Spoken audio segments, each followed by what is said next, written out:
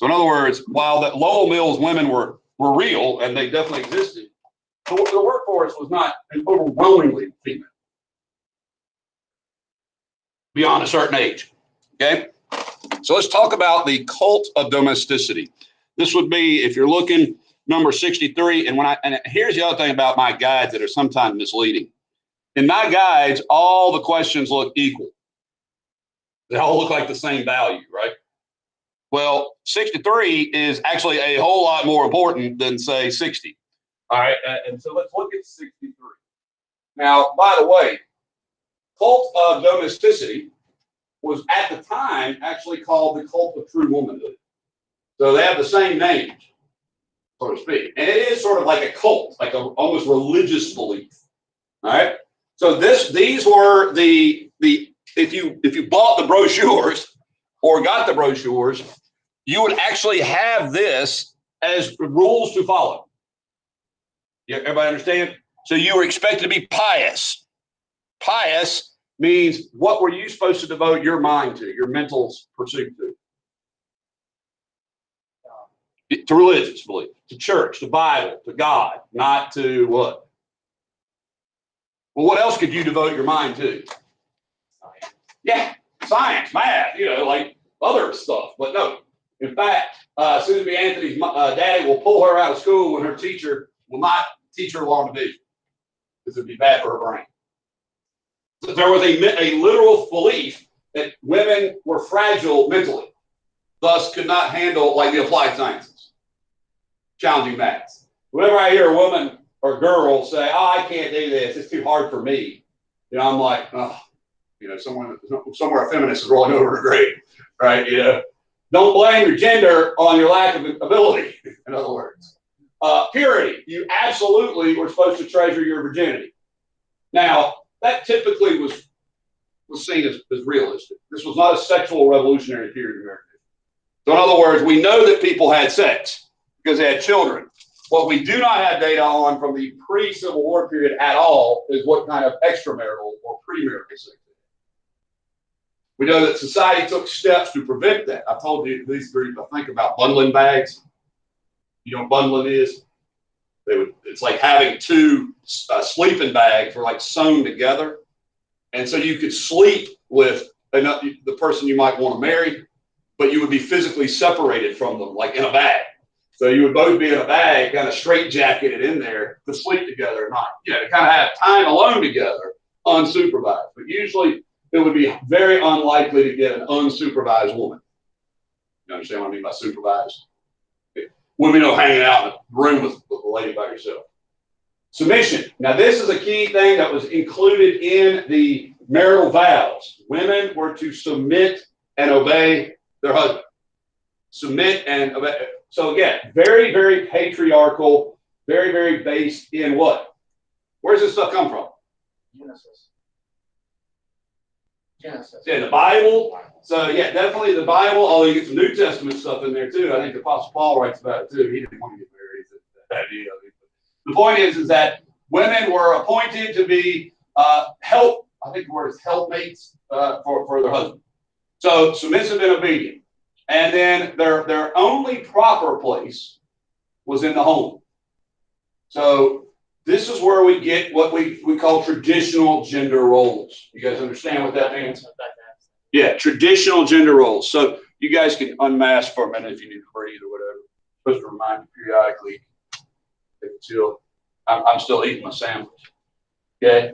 How many of you ever, like at the holidays, all the women are in one room preparing the food. All the men are in there watching a football game or something. Every Thanksgiving. Right? Thanksgiving, right? Old school. Coolest thing I've experienced, honestly, in my years, is having a really cool, tough guy like Mr. Sanum teach home ec. You understand? Like, that's excellent. I mean, yeah. I've had some tough former students of mine, macho kind of fellas, become nurses. Yeah, take on those gender roles, right? And of course, I have only worked for female principals. All right? Till Mr. Bolts. He was my first female principal. So obviously the time has changed. All right? But the point being is that Today, gender roles are more, the word is fluid, as is gender itself. But at the time, the genders were very, very defined, right? Men worked in the work sphere, right? Out in the public, business sphere, politics. If you're going to read, it needed to be only focused on what, ladies? Not y'all, but to the ladies. Religious stuff. All right? And that's why it's going to be a big change coming out of religion. So here you have one of the reasons why they do not call the group future homemakers of America anymore. I mean, that even sounds gender specific, right? Like, okay, ladies, you're the future homemakers. With family and consumers, I don't even know what they call it anymore. FCCLA, family, consumer. Anywho, you had books published on what were proper roles for women. So here you see Godey's Ladies Book. Now, while I mentioned Catherine Beecher as an advocate for education, she was also an advocate for doing what? Homemaking. You understand? Typically, if you were a teacher, it was because you were a single woman. Okay? So here are your lines from the Apostle Paul. Wives, submit yourselves unto your husband. The husband is the head of the wife, as Jesus is the head of the church. Wives be their own husband, and everything. So this was a sign that would be constant. When they in the home place, women had an elevated place. So in many ways, mom was the queen of the castle. You understand? That she ruled the roost. Dad, he brought home the bacon. Make sense? Teenage kids, younger kids helped supplement the income. But this is a good example right here. So Godey's Ladies Book is mentioned in the text as an element of the cult of domesticity. When we talk about like defined gender roles, this thing is practically in stone. So that when Elizabeth Cady Stanton comes along and Susan B. Anthony come along, they are taking on a century now of a mindset for what women are supposed to be like. You know, and that's why you can imagine the opposition. Okay? All right. So, know the cult of domesticity. Be familiar with that. Now, let's move on to where the factories would be headquartered mostly. Now, when we think about textile mills in our mind, my mind, all right, y'all got to mask back up. When you think about textile mills, I think about Dan River, all right, Danville. Not common at all then. So there weren't textile mills virtually at all in the South. Southern textile mills is a product of the late 19th and early 20th century. Okay? Didn't have the capital. Nobody was investing the money. Didn't have a labor supply, hardly. Now we did, but nobody knew that they were the labor supply. So where are they overwhelmingly located? Massachusetts. In Rhode Island, Massachusetts, definitely New England. All right, around from Boston and around it. So it's a heavy, heavy New England development. Every circle up to the largest 3,000 people working in that factory. Okay, so people have asked me, well, what were like people here doing during this? We were yeoman farmers. When you drive down the road and you see a guy who's got a field full of corn and maybe some beans, and he's got a hog and a couple cows, that's how we were 200 years ago. You know, it's basically the same thing. Just now we have electricity and running water. They didn't. So Northerners' factory system. There were some textiles, but not many compared to, again, these would be like small scale production. As late as 1840, small scale. In the Piedmont, though. All right. See right there, that's Piedmont, North Carolina. Now, other key developments during the Industrial Revolution. This guy, before his tractor's name, did the plow. Now, plows were huge. Thomas Jefferson was trying to patent a plow. And he was bouncing it off the guy named Robert Fulton, who also had been involved in making machinery. But the plow that proved to be the most successful plow, it operates like a deep furrowed shelf. I don't know if y'all have ever seen these are mule-drawn or horse-drawn plows, but it has to be able, particularly in the Midwest, to break the topsoil, the hard topsoil, like the heavy grain. So it had to be almost like a knife, but it wasn't enough to just break it. You wanted to create a large-scale deep furrow. So the plow had like a shelf So as the dirt went up, it rode it like a wave. It's really neat to watch it work. So that plow was developed by John Deere. So you need to know him. Out of steel. So the Bessemer process will be used there. Okay. McCormick. Now again, how was wheat harvested historically? Yeah, it was sickle or side, right? Like you had to hand slice through it, right? And that could take days. And then you had to twine it up. Well, this had a series of giant blades that spun, horse drawn, and it took the place of the side. Now, initially, you still had to twine it up, but later on, this will be turned into what's called a combine, which does both the reaping and the like binding. Okay, so McCormick's reaper, another development. Okay, so this is an interesting conversation, and we're going to have this conversation throughout all of American history. I'm interested in I was driving down the road the last couple of weeks. Big green and yellow signs, farmers for Trump. Totally normal because farmers have been the most active in politics since the beginning. Farmers own land. So a lot of times that's property taxes, right? Farmers want to make sure they can sell their produce in a way that's beneficial to them and not, having to deal with some obstruction or conflict. Of course, in modern terms, farmers want to have less regulations on things like potential pollutants, like overregulation by things like the EPA or something like that. So anyway, here you have a farmer. Actually, the word for him is a landscape architect. What a cool name. This is an 1840s landscaper. All right, at home, the people are the sovereign power. The industrial classes are the true sovereigns. Idleness is a condition so unrecognized and unrespected with us that the few professing it find themselves thrown out of the machine of life. So one of my great kind of heroes, he's not really a hero so much as a figure of interest, is a character from a movie called The Dude. The Dude is the laziest man in all Los Angeles County, which puts him in the running for laziest worldwide, right? But he just doesn't do very much. Now, he doesn't have much ambition. He's just literally abiding, right? Taking it easy. Well, we would call that kind of person today like a shirker. Somebody doesn't do much, right? Well, this guy says you have no place in that. It is unrecognized, all right? Unrespected, okay? So we don't recognize laziness, okay? Who are the working class, the real industrial class? And this is an interesting use of language. Look at what he writes. Because back up here, the industrial class, see, this is why it's confusing if you don't listen to me. If you listen to the industrial classes, you think factories, industry. The word industry is a synonym for work. So he's saying the who classes? The working classes are the true sovereign. The ordinary working man. And I know it's confusing. That's why I want to talk about it. This is not industrial meaning manufacturers. This is the great workers of America, he said. Well, who are the cultivators of the soil? They're the who? Greatest industrial class of the greatest workers. Yeah, they're the great working class. It's not factories that should be the. In fact, he's critical, saying, the people that sit around and watch other people work, they should be not respected. Right this moment, the farmer feeds all other classes, as well as where?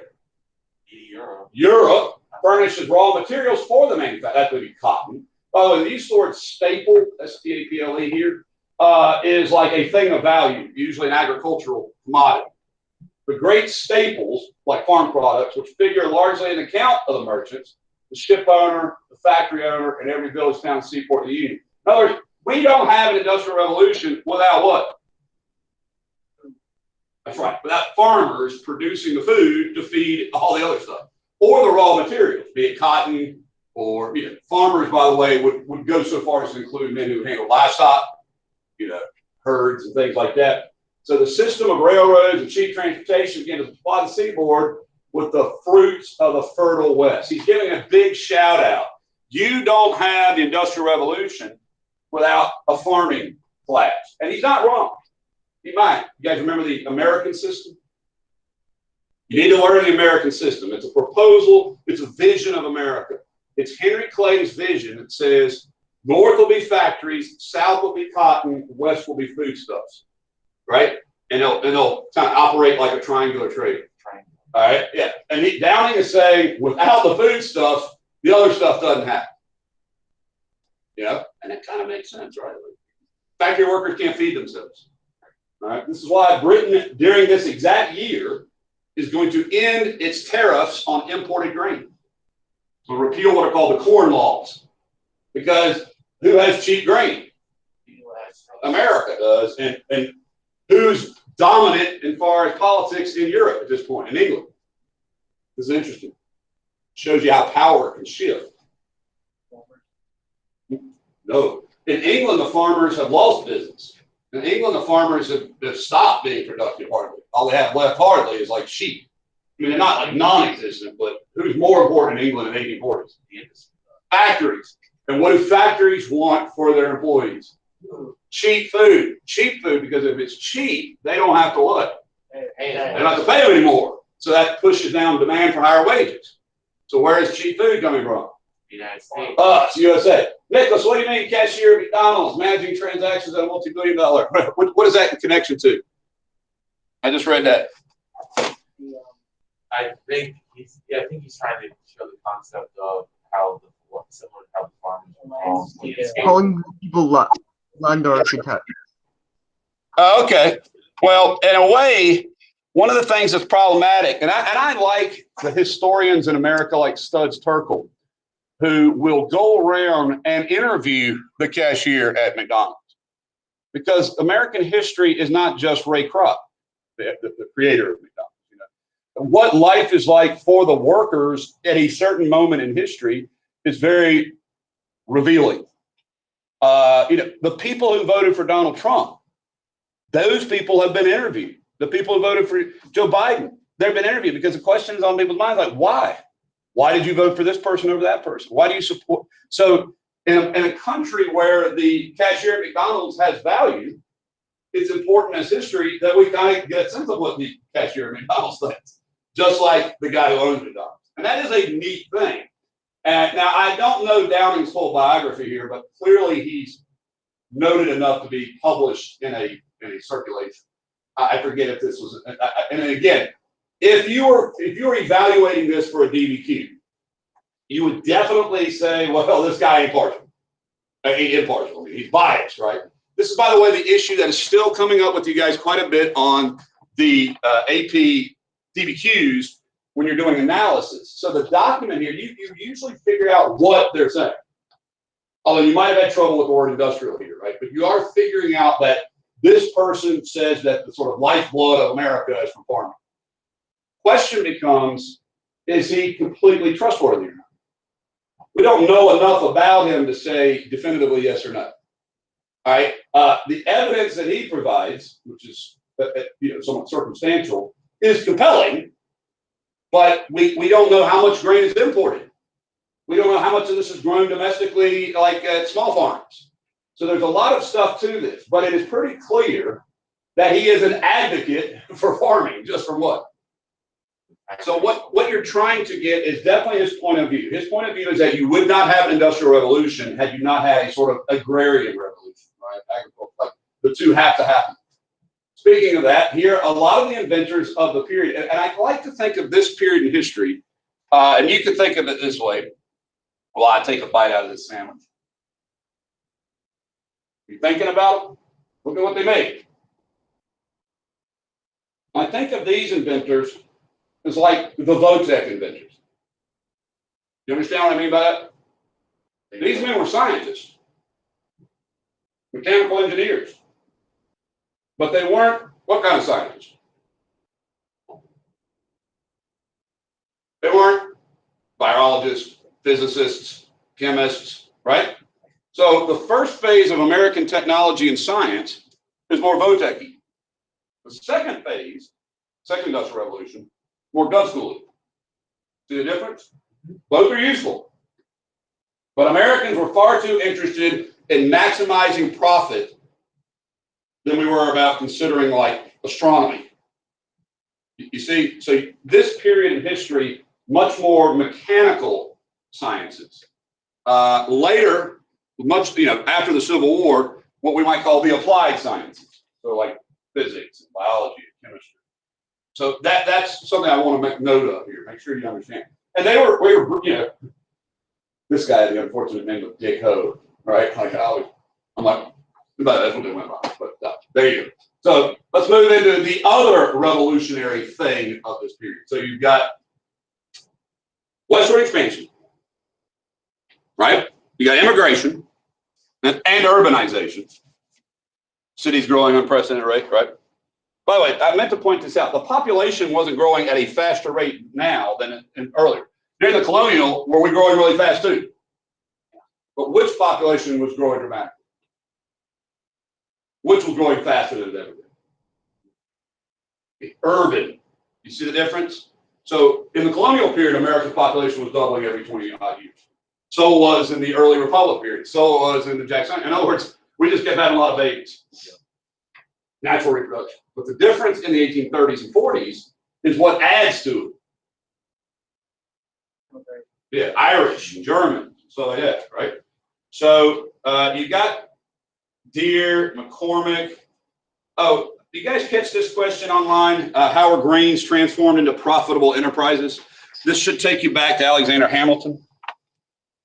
How are the grains transformed into more profit? Turning it into liquor or feeding it to hogs. Yes, very good. Today, the number one value of cereals, grains, is to feed livestock.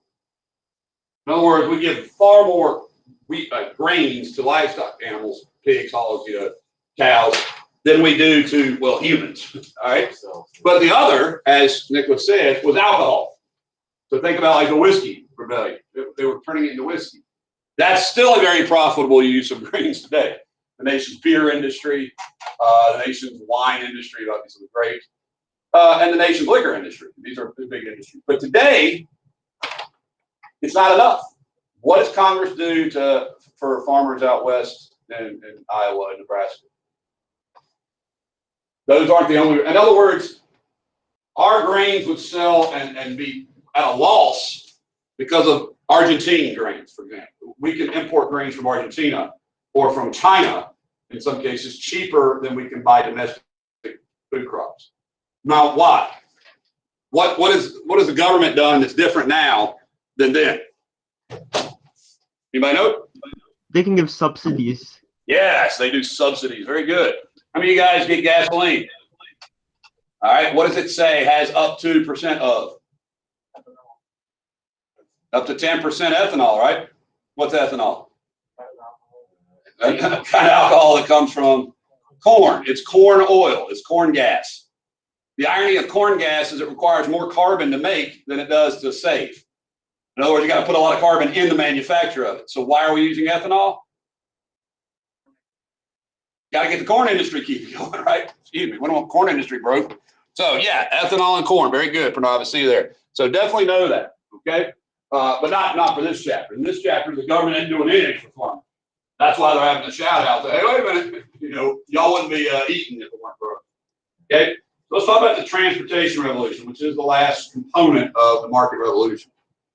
So in the beginning of this idea was a theory that you have to link all of these three distinct regions together with some form of infrastructure. Henry Clay envisioned the infrastructure would occur how? How did he expect it would happen? Roads. Okay. Elaborate. He created the national road. Government. Very good. People, yeah, right. The national road. But not only the national road, lots of government roads, right? What happened? It was vetoed by JQA. Not only not JQA, Madison and Jackson. Madison and Jackson are going to veto internal improvement bills. Okay? So, not going to be much land. Not much roads. Why was land so available? This goes back to the same chapter in the Era of Good Feelings. You may want to make a note of it. During the Missouri Compromise period, remember that? There was such demand for available land, this is pre-Jackson, by the way, that we practically gave it away. What's the bill called? The Land Act of 1820. 80 acres at $1.25 an acre. $100. 80 acres for $100. Was this a steal then? Yes. Now today it would be highway robbery. But this was land outlet. This is speculative. Back at 37, right? This is going to fuel that. But nonetheless, very, very cheap land. And this, the west that we're talking about here is not the Northwest Ordinance. Okay? But Iowa, Nebraska, Missouri, remember those places? Okay? Kansas. So really, really cheap. The land of what place? Well, the Louisiana Purchase. Yeah. The law purchase. Give it away. So, first phase of the transportation revolution. You might want to write a note on the side of your margin or something. Transpo Rev, phase 1. Canals and turnpikes. So, there are going to be multiple phases of the transportation revolution. So you get it right, transportation revolution. Canals and turnpikes. Canals and turnpikes. So, the first major visionary idea was actually we should do turnpikes first. Turnpikes and canals. Since the federal government is not going to pay for highways typically, what are states discovering they're going to have to do? Make them themselves or even have private roads. Private roads meaning someone makes it, right? The first private turnpike, or state finance turnpike, excuse me, helped built by private business, is called the Lancaster Turnpike. So you should know that. The first road formerly built in America, 1790. Now here in Pennsylvania County, we up near Highway 57, we had part of what's called the Great Wagon Road, which is the connected to, you guys know what Interstate 81 is? Yeah. You know, like Roanoke to Blacksburg and Christiansburg. So our road up on 57 was a wagon trail that was built on an Indian footpath that connected to the Great Wagon Road, which is Highway 81 today, Interstate 81. So there were roads that existed. They mostly were Indian roads and deer paths. All right, so not very sophisticated, but you know, that's what they were. Over time, they got worn kind of steadily into a highway kind of thing. This was an actual constructed highway. So this is the Lancaster Turnpike, 1790. So you're during Washington's presidency. Today, this is the Pennsylvania Turnpike, off like one of its offerings. So like, if you've ever been on the Pennsylvania Turnpike, it's a toll road. By the way, I think I've explained what a turnpike was. It's a toll road that you turned the pole to get onto it. The pole was called a pike. All right. So highways were very, very often they were what was called corduroyed. So that means that they used wood as the surface. Keep in mind, dirt, what happens to it? Roads, mud, you know, it's not at all useful. It's like riding in a creek bed with a creek in it. So they would put wood on it, and like what corduroy pants are, got like the grooves. So they would line wood up like that. So the surface of the road wouldn't be asphalt or concrete, it would be wood. And these were infamously bumpy. Keep in mind, wagons had no shocks, right? No shock absorbers. So people describe, it's just like a bone jarring experience to ride on a wagon. But nonetheless, it's a start. And then there's this. And this is the only national road built. It's called the National Road before the Civil War. Here's the Lancaster Turnpike. You can see it. And there's the Cumberland Road. And then it was connected to, this is the Cumberland Gap in Maryland.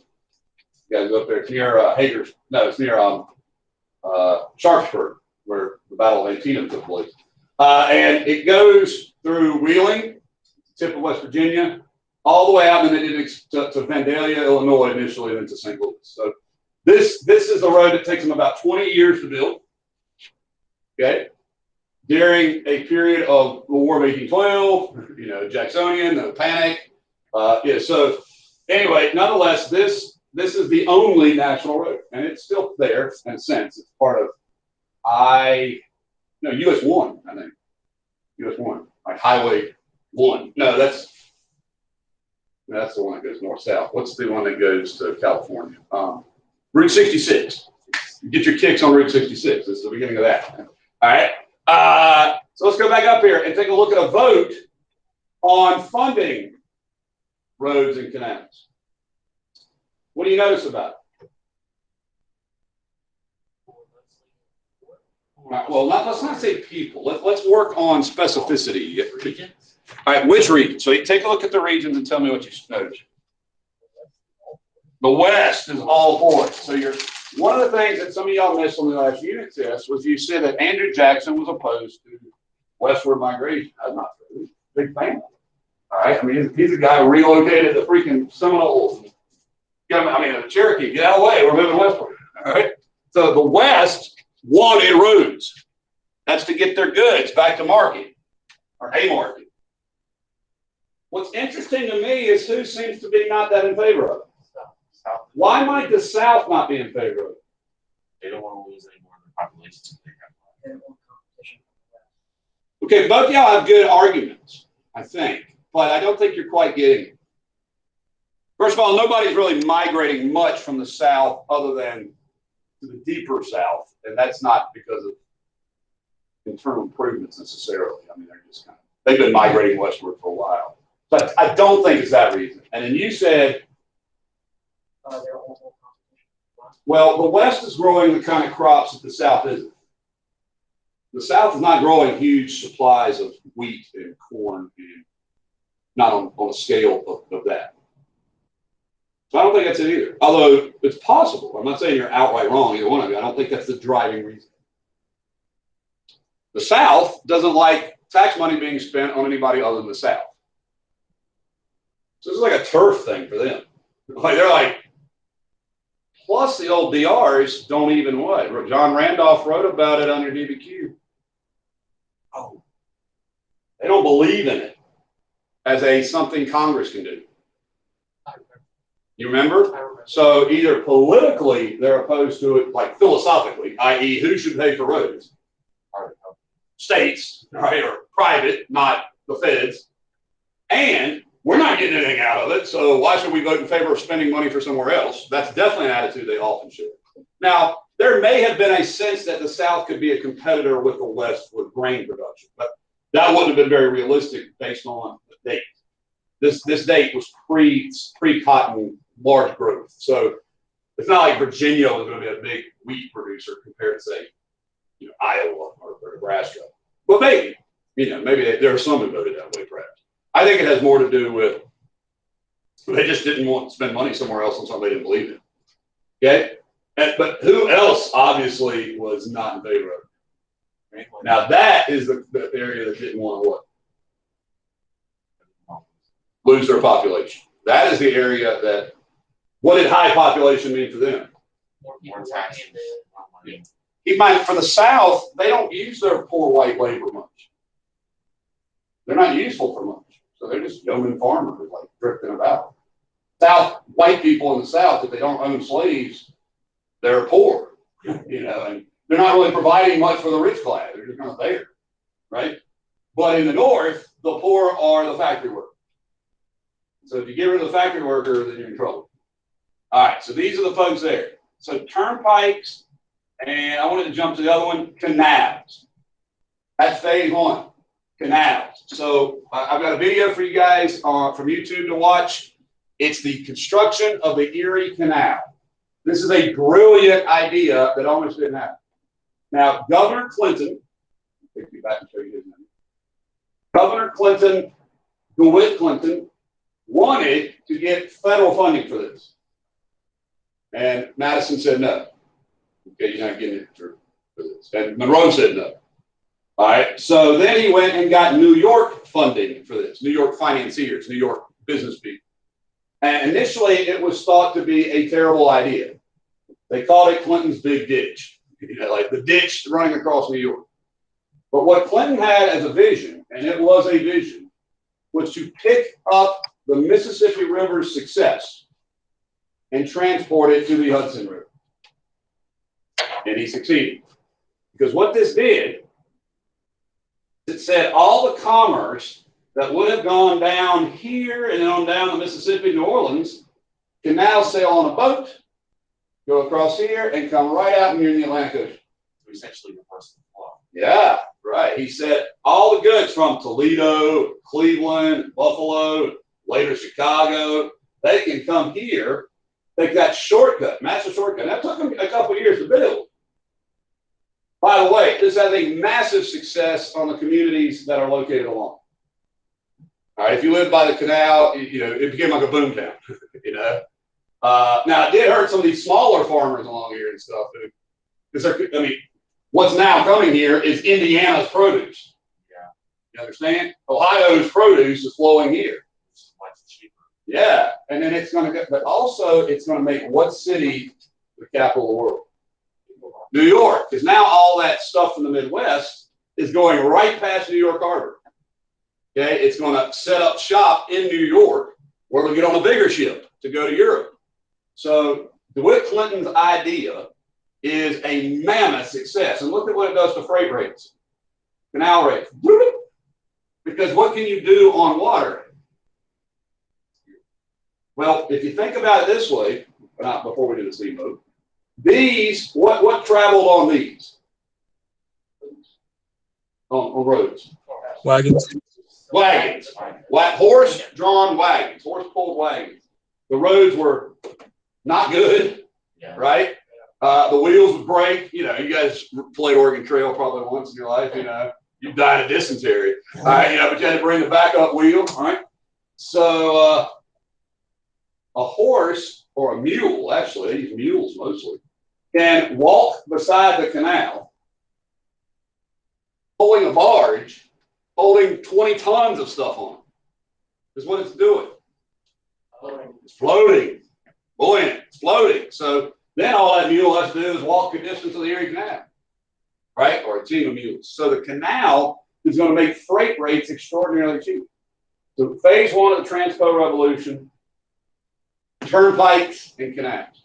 But very quickly, something else emerges that says, wait a minute, we can rival canals. See, to build a canal, you have to basically create a man-made river.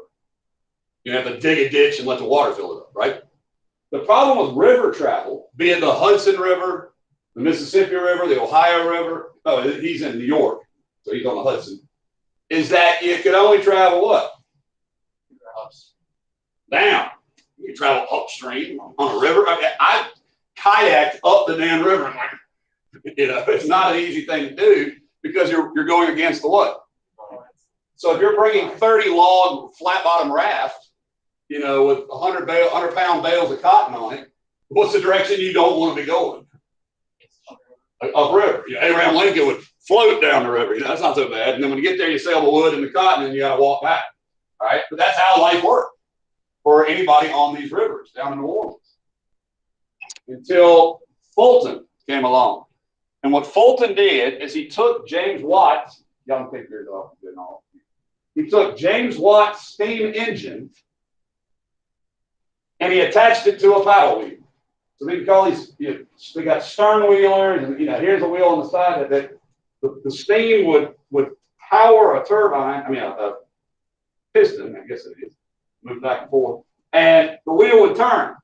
And that's how it would go what direction? Upriver, down, any direction. He conquered the Mississippi. He conquered the Hudson River. And so steamboats are often mentioned in the same breath with this stuff. But I don't. I put this, if you look here, it doesn't really, when does it become popular? Yeah. But yeah, you can call it steamboats and canals, but it's turnpike steamboats and canals. Put them all together. That's what decades? First phase of the Transportation Revolution. 1820s and 30s. So during the age of Jackson, it's turnpikes, you know, roads, age of Jackson, steamboats, canal. So that's phase one. And it's that's going to help us become a true market. Internal market. Okay. So here, as you can see, once the Erie Canal proves its success, what happens? A lot more canals. Particularly here in Indiana, Ohio, Pennsylvania, some. So canals. And you'll notice the absence of them down here much. Yeah. part of the problem down here isn't a problem at all. We don't need canals. Why? Because we have rivers. We have slow, flat rolling river, right? Like the Dan River actually had a series of locks.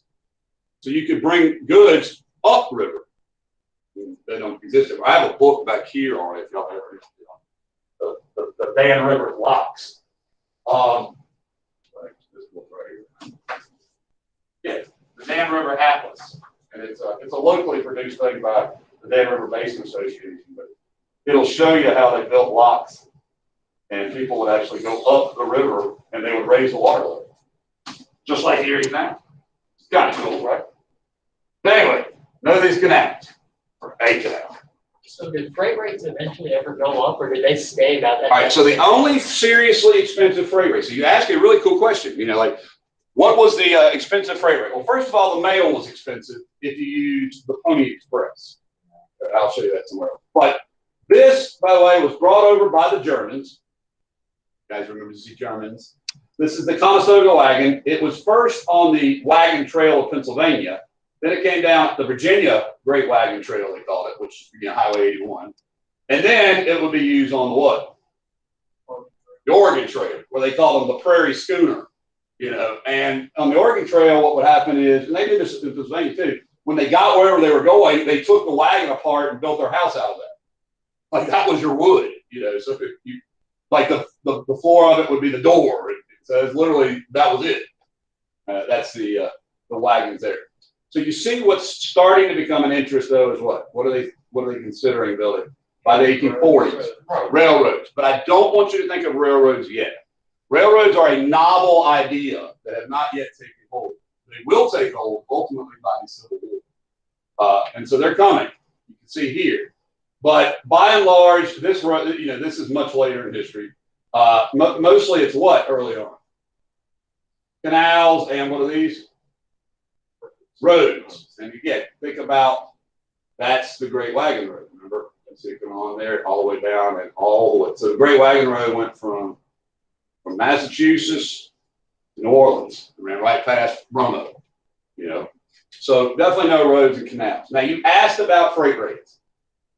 Freight rates were actually pretty low because of what were called tramp steamers. So a tramp steamer was like an old-timey steamboat, not a steamship like the Titanic, but a steamship that kind of slowly crossed the Atlantic, you know, like that. This is your FedEx. This is your overnight. This is if you just wanted it there, like not literally overnight, but within a day or two.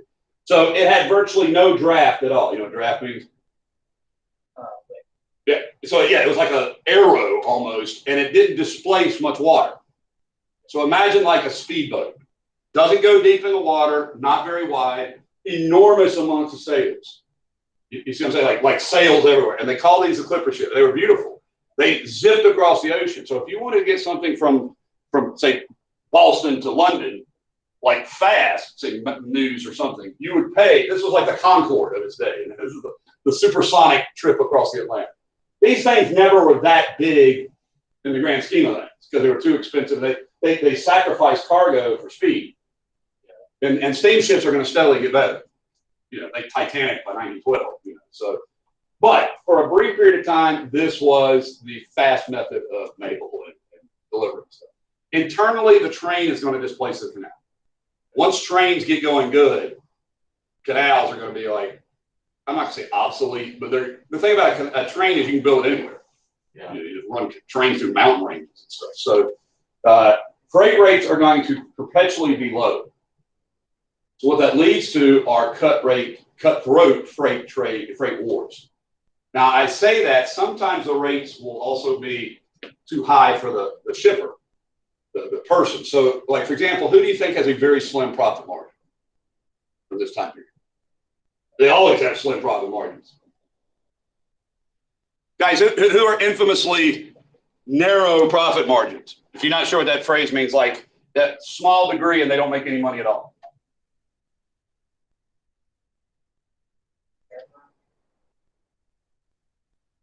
Aircraft? It's true, actually. But I mean, historic, you know, that's not a fairly new idea. Farmers are operating on a very thin profit margin. So if they buy their seed and they buy their fertilizer and they pay for the rent on their heavy industry machinery, they may only have 2 cents on the bushel, 3 cents. You got to sell tons of bushels, right, to make any money. Well, one of the things they calculate from year to year is shipping rates. And so if freight rates went up 3 cents and their profit margin was 2 cents, what happened? They operated at a loss for the entire year. And that is going to be a hallmark of American history, is that farmers particularly are going to feel aggrieved by shippers.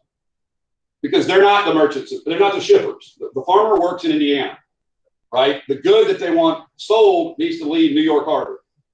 But in the way is a canal and a railroad, and they got to pay for those guys. The middlemen of history, right? And so they're going to often feel ripped off by them. So much so in the 1890s, they start an agrarian revolution in our country, an agricultural revolution. It's called a populist movement.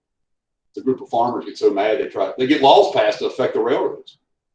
But that's 100 years almost after this, 80 years after this. But you're right, rates matter. And rates are relatively cheap throughout this period because there's so many new what's constantly being developed. Another road, another canal, it's growing, and so that's the beauty of coming along when something is in heavy competition, is it's usually not that expensive. Now if somebody gains a monopoly on it completely, then they might make it expensive. Now, if it's brand new and they're trying to pay off their costs, it might be expensive too. It just depends on the moment. But now rates well, it depends. Are you reading a question off the study guide? No, I'm just trying to look at the study guide. Which one? I'm just trying to look for a word. Internal. Internal is the word after it. Improvements? Improvements. Okay, so the word that the farmers weren't in favor. Well, the South wasn't in favor of internal improvements because of stuff like freight rates going not low. It's okay. We want to we'll look for it together. Guys, Brady's asking about who were opposing internal improvements, and one of them was because of freight rate costs. Is that what you're saying? Yes. So do you know around what question it was? I thought I was trying to figure out where I could see, because I didn't remember. Well, typically Southerners were not necessarily opposed to internal improvements in principle, but there's a couple things you got to keep in mind. They were opposed to financing internal improvements that they didn't see a benefit for. So most of the time, most people don't sit around and think we're part of some larger system. Like I'm part of this massive internal, trade network of the United States. So congressmen didn't like to vote for things that they weren't going to feel like they were getting the benefit of. John C. Calhoun had initially supported internal improvements. He thought it would benefit the South by being able to have southern highways and stuff like that. Pretty quickly, though, they figured out it was not hard at all to ship bales of cotton down to Mississippi.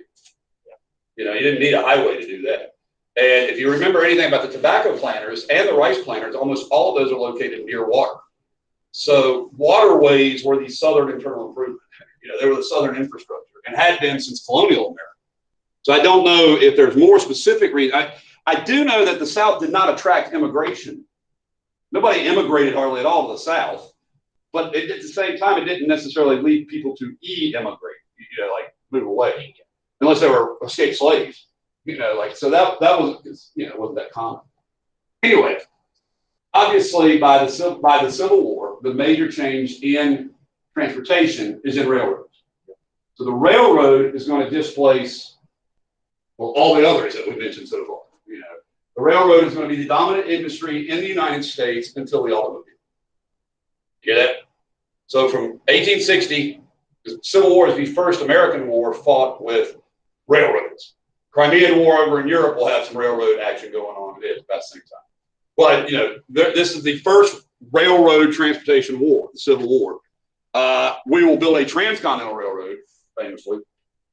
And then, it's not until 1920s. And even then, the railroad doesn't die. It's only really post World War II that the railroad is. Because in the 1950s, we're going to build a whole nation of highways. The Federal Interstate Highway Act. And the car is going to become cheap for everybody.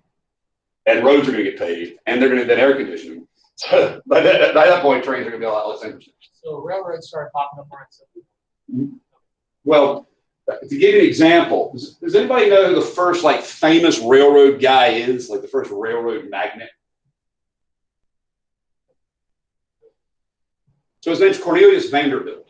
Oh, Vanderbilt's nickname was, and by the way, Vanderbilt University in Tennessee's mascot is called the Commodores. Vanderbilt was a steamboat commodore. He owned a fleet of steamboats, like 12 major steamboats in the New York area. He saw what was coming. He sold all of them and used it to invest in New York-based railroads, and that made him one of the richest people ever. You understand? So yeah, a lot of times being a visionary capitalist is seeing what's coming before everybody else does. Doesn't mean you have to be the first to see it. You see that it's going to be a thing big time before it's a thing big time. I remember him talking about him. I think it may have been either with Miss Atkins or maybe Miss Mills, and we talked about him along with Rockefeller. Yeah, he's a robber baron of that period, but he started out doing steamboats, and it was his transformation to this that's going to fuel guys like Carnegie. Carnegie's going to sell the steel on Vanderbilt's trains. You know, and so yeah, he's going to be a person who really benefits. So is all of that like capital is just from predicting the market? Well, predicting demand. Keep in mind, what steamboats did was bring commerce into New York. Yep. You know, there's a huge Supreme Court case, which I think we called Gibbons versus Ogden, which said the only people who can regulate steamboat travel between New York and New Jersey is Congress, because it's interstate, right? Yep. So there's all this commerce flowing from New York. There's only really one way into New York, Manhattan, and that's from New Jersey.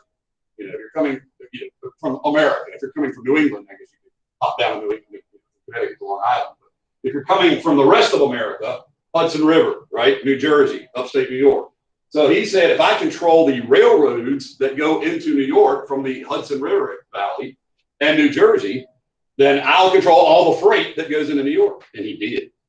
And so, you know, he became a monopolist on it. At one point, he shut down the only bridge into New York carrying freight to drive his competitors out of business. And yeah, it worked because he owned the bridge. He owned the bridge. You know, like it was his bridge. Like, yeah, you can't come across this bridge. And so there, we'll pay you whatever you want. You know, like, so that's monopoly, right? So again, roads and canals initially, then we had some steamboats, and then came the what? Now here's your unit test question, a typical unit test question. All the following except were reasons for obstacles to the building of railroads. So in other words, why weren't railroads sooner? Keep in mind, they were 30 years before in England. The rocket, you know, was built in England. By the way, that ship called the Claremont was named after Fulton's partner's estate. He was working with a guy named Livingston, who was a multi-millionaire kind of money-wise. But get back to this. Why did railroads not just take off, literally? It looks like opposition from the canal. So if you owned a canal, you would literally use your political strength to stop railroads being built. This is competition. Yeah. I mean, canal builders were already wealthy by the time railroads were coming along. They don't want to lose out to this new thing, so they use their political pressure. These really were called, nicknamed hell on wheels. The early trains blew up frequently. Those boilers were highly, in the very fact, the first train display ever in England killed a man. You know, the guy got killed in the display of the train. It was right on, man. It's like an important guy. The Parliament, okay, far out. So yeah, you get the idea. Like these are risky things. They call it the train is made out of wood and it's being pulled by a giant fire. You know, so you can see how sparks. Oh. All right, braking, early brakes. This is, you guys want you to imagine this now. This is before the Westinghouse brake. Early brakes had what were called brakemen. So, you know, let's say there's 5 cars along here, 6. Imagine you're coming down through the Adirondacks or heck, the Rockies. It's sleet and it's wet and cold. And your job is to pull on the brake while 4 other guys simultaneously do what? Pull on the brake too. It's like, you know, no pneumatic brakes. So it's not like connected. It's 5 guys signaling each other. So imagine being on, and some of them had to do from the roof of the car. So imagine you're coming down a mountain, you got to hit the brakes, right? You're standing on a sleet-covered train car, and so brakeman accidents happen all the time. And the brakes, so what would happen is, if you brake too hard at the front, what would happen? cars pile up, you might flip. If you're braking the back too soon, you see what happened? Not very well coordinated. And then this is the one that really cracks me up because it just shows how stupid people can be while being smart. So when every person built a train, they built their own train track. That's what you paid for as a train guy, really, was the right of way to put the train. The problem is each train company would use its own gauge. That's the width of the distance between the tracks. So if you were going from point A to point B, you would have to get off the train, get on a different train because it's on a different gauge. Eventually, that got universalized. They standardized it after the Civil War. Yeah, after the Civil War, we're going to need to standardize this so everybody has the same gauge. Yeah, after. Yeah, during the build, there's going to be a second phase, which is going to be a lot bigger of railroad construction. Pre-Civil War, it's a novelty kind of. That's what I mean about Vanderbilt recognizing that this thing's going to be big, but it wasn't big yet because of this stuff. Right? Let's keep moving. But pretty soon, this Civil War era, see the Civil War, it's going to take off, particularly around the Midwest, right? You'll notice that's the Richmond to Danville line right there. Featured in a song by a band called The Band, served on the Danville train. This is where another song, The Wreck of the Old 97, that going through Gretna, so here. Another train map, in case you were curious about where trains were, like a ribbon thing. Now, I mentioned if you wanted to get mail to the west, you had to pay who? Pony Express. Now, you could ship it on a mail cart or wagon, and it would be guarded by a guard, and it would be in with like a lot of other freight. So it might get there in a month or two. But the Pony Express, these are guys who literally rode across and chased by Indians, and kind of a neat thing, who were completely eradicated when we built the wire. Yeah, like why bother? You got a telegraph. So telegraph is how we communicate during the transportation and market revolution. That became very successful.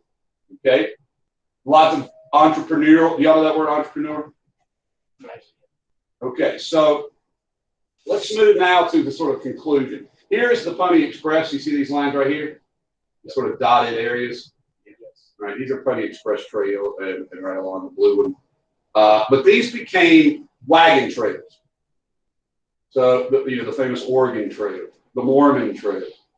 And so these were preset trails that kind of took you across the Great Plains. Risky business, but you can see there were enough here. By the way, if you look pretty closely, when we start building trains across here, they're going to come close to the same place, railroad lines. Here's an example of a horse pulling the same amount of people as a train. The horse lost. If you read the poet Emily Dickinson, I'm a big fan of Miss Emily. This lady hung out in her bedroom for like 30 years. But she would look out a window and see this, and she compared it to a horse, the iron horse. Okay, she called it. She said it would neigh like Bornages, which is an ancient horse. She also wrote, "There is no frigate like a book to take us lands away, nor any courser like a page of prancing poetry. This traverse may the poorest take without oppressive toll. How frugal is the chariot that bears the human soul." What's she talking about? What's the chariot that bears the human soul? How frugal. There is no frigate. That's a boat, right? Like a book. She said, I don't need to travel on these boats. Okay, sorry, I see you guys are unimpressed. Railroads. So, this is the market revolution. It is the development of 3 distinct regions in the United States for industry, for specialization. In the Northeast, it was manufacturing, overwhelmingly textiles, then soon coal mining, iron ore production. The South, overwhelmingly, was cotton. Tobacco had plateaued and was sort of on the down at that time. We hadn't opened up trade with East Asia yet. And then the West was the granary of America, the nation's breadbasket. And so while this was not the result directly of the federal government, in other words, Henry Clay's American system didn't create this. It was the vision that he had for America. Okay? And you can see that all of these things are connected. Here's Clay again. The idea of it was a national. But by the way, one of the things I hate about America today, because I know it about its past, is for a period in our history, We were an entirely self-sufficient nation. Think about that. We were the world's largest internalized market, which means we didn't need to trade with anybody. We had our own triangular trade here. And that meant we would truly be neutral, right? So transportation, railroads, self-sufficiency, this was a major objective. Now remember, he promoted a tariff. Who did not benefit from the tariff? Farmers. Well, that's right. Farmers would produce grains that were not sold on a tariff-protected environment. In other words, we didn't have tariffs on foreign food because we didn't need it. We had the best food in the world. All right, but our farmers had to buy manufactured goods that were tariff protected. So that was not necessarily the best deal. The idea was like you would sacrifice for the good of the what? The nation. It's hard to convince people of that. Webster represented the North, New England. These are called the triumvirate sometimes, named after like the Roman triumvirate. Clay, Webster, Calhoun. Each were the distinctive senators who represented their region. Each had a different vision of what was best, right? Webster did not like cheap public land. Obviously, that drained New England's population. He was very much opposed to slavery. So you see this, and favored high internal tariffs, high tariffs. Okay? So I would know all three of these guys, and then of course you get Clay. But one of the things about this period, and I want you to take this away, I have a couple points left, and that is the distribution of wealth. So one of the reasons why I think America never becomes like Marxist, thank goodness, is that even poor folks in America are better off than folks who've got anywhere else. And we know that. They know that. I mean, from the letters we read back then. But this is where you need to have the distinction. During the first phase of the Industrial Revolution, what continued to get greater? Unequal distribution of wealth. Now, you might not consider that a problem. Okay? Whether or not a country has a strong unequal distribution or equal distribution is an opinion. But what was becoming pretty clear by the time of the Civil War was that we were a nation of haves who had a whole lot, and then a whole lot of people who had very little. Okay? And so there were people in America who didn't like that. Some were workers, so you had attempts at labor unions, but they didn't get off the ground much. The reason we don't have large-scale class warfare during this is why?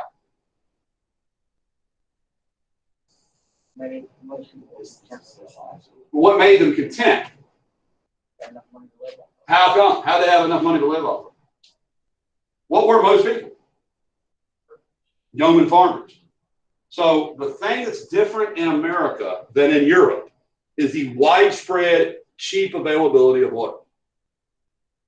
Land. I know it's hard for you guys to equate. Try to equate cheap land as having a good job today. All right, cheap land, good job. That's basically the reality of that time. Factory workers were the ones the most dissatisfied. All right, but that represented not a huge portion of the American public yet. I know this is a chapter on the Industrial Revolution, but don't forget that that's only one part of the country that's factories, right? And a lot of them are teenage girls. You understand? So while this was happening, many Americans were still very happy with their standard of living, because their standard of living, even if it was a struggle, even if it was a brutal frontier experience, was free. Free meaning free from what? Government control. Free from autocratic governments. Free from being told what to do by someone. Right? So this is that period. But again, it's a big country. Now, the difference between then and now is we don't have huge amounts of land readily available for everyone. Right? So this is something that Americans who aren't Marxists are concerned about. I'm one of these people who's concerned about this. What has increased dramatically in America? Can y'all tell? Yeah, the distribution of wealth between the haves and the have-nots. I have videos on it I can show you, right? So what I mean by that is we don't have an outlet now for poor people unless it's what? Unless it's a government subsidy, because we're not creating enough jobs. Our industry and our economy, well, let me rephrase. The types of jobs that are being created are not being sought by American workers. Yeah. You know, you don't have American workers lining up to work in a meatpacking factory. That's why overwhelmingly, like 80+% of the meatpacking industry is illegal, and we know it. But we like having hamburger, right? So we can't seem to find a method to create a middle-class lifestyle anymore for a large segment of the population. And as that have and have not grows, what does that lead to the possibility of, since we don't have labor, land to redistribute? What becomes more possible? The desire to have who redistribute the wealth? Oh, you guys are kidding me. You've just been asleep for the last 4 years? There's a reason why Bernie Sanders is the most popular guy in the Democratic Party. You understand? I know he didn't get the nominees because enough people are like, I don't know if I'm going to buy into this or not, but he's the most popular. What's he want to do? He wants to redistribute the wealth. This is what Europe does. See, Europe doesn't have land to give away in the 19th century. So instead, they have revolutions, the failed revolutions of 1848. They have authoritarian governments, suppressed protests, right? But after World War II, what has Europe become? They're all democratic, right? I mean, everybody in Europe's democratic after World War II. They still don't have land to just give away, do they? So they create the largest government social safety net in history. In Germany, in Sweden, in Finland, right? In Britain. So our question is, there is going to be a demand for that. I'm not saying it's the right answer. I'm saying the reality is that as long as there is a strong, unequal distribution of wealth, there'll be a lot of angry people, right? Particularly if it grows. It continues to grow. And so my hope is to avoid all kinds of like class conflict. I'm middle class. I love it. You know, I didn't want to be super rich. I sure think I want to be poor. All right. But I didn't want you guys to go broke going to college. I don't want y'all to go broke trying to have health care. Right. So we have always, I mean, pretty much since the colonial beginning, had issues with what problem? Wealth concentration. Wealth concentration. The only difference is throughout most of American history, that problem was resolved how? People being able to get cheap land. And then what could they do with that land? This is what I think maybe they could not only farm it, because that's true, but you guys forget that having land is a form of capital. You can then sell that land and use it for something else. So, make sense? Have a great weekend. Look, we finished chapter 14. If you have any questions on the study guide, shoot me an email, but I'm going to unlock the quiz now. Thanks for playing, everybody. Exchanging the trident for the distaff. A distaff is, Nicholas, a distaff is like the part of a factory's machine, like tool. Is he gone? All right. And then the trident's the ocean.